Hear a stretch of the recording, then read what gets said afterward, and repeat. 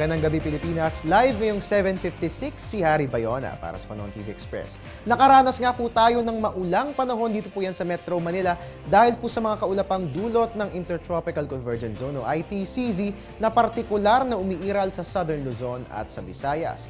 And bukas nga kaya mga kababayan, magiging maulan ba ulit ang ating panahon? Alamin po natin yan sa tulong ng 3-day weather forecast ng Pag-asa.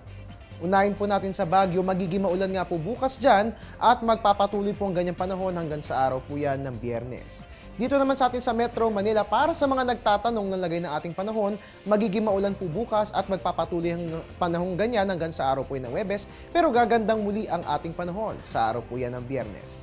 Dito naman sa atin sa Metro Cebu, partly cloudy skies pong mararanasan bukas, magpapatuloy yan hanggang Friday, magiging maganda generally speaking ang lagay ng panahon dyan.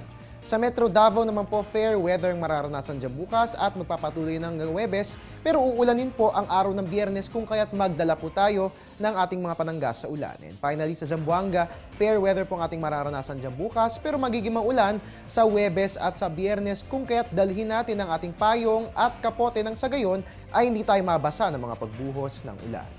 At yan nga pong 3-day weather forecast sa tidyan sa atin ng Pag-asa. Magbabalik ang ating ulat panahon makalipas ang isang paalala. Teng, ang package. Ma'am, sabi ng Air 21 on the road na. Ano, Teng? Ang package. Ma'am, sabi ng Air 21 na receive na. Okay, very good. Basta padala, sagot ka ng Air 21. May real-time delivery updates via text para worry-free ka. Teng, ang package, napadala mo na? Yes, ma'am, sa Air 21. Sa Air 21, sagot ko, padala mo! At mga kababayan, yan nga po mga balitang ating binantayan para sa araw na ito.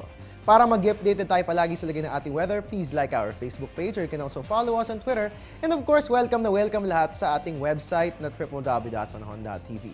At bukas nga po patuloy nating babantayan ang lagay ng ating panahon. Samahan po natin ang ating weather lover na si Amor La Rosa, alas 5 po ng umaga. Dito lamang yan sa Panahon TV kung saan walang pinipiling panahon ang pagbibigay impormasyon. Inyo pong nakasama, umulan na umaraw man, I'm the man. I'm your weatherman, Harry Bayona, na nagpapaalalang tiwala lang. May tamang panahon ang bawat pagkakataon. Magandang gabi po sa inyo lahat.